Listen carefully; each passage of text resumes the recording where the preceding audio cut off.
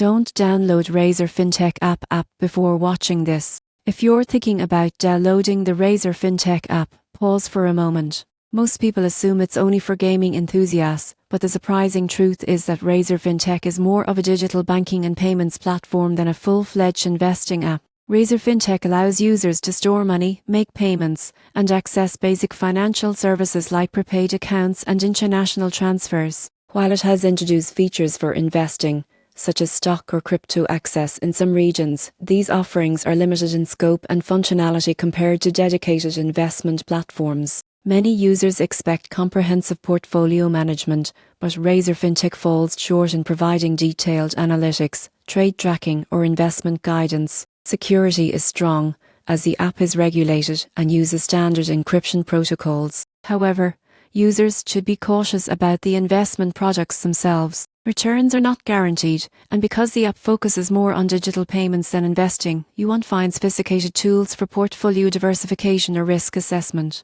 The app's strength lies in convenience and integration. If you already use Razer's ecosystem for gaming or payments, managing small investments or microtransactions from a single app can be appealing. But if your goal is to actively grow wealth through diversified investments, this app should only be a supplementary tool, not your main investment hub.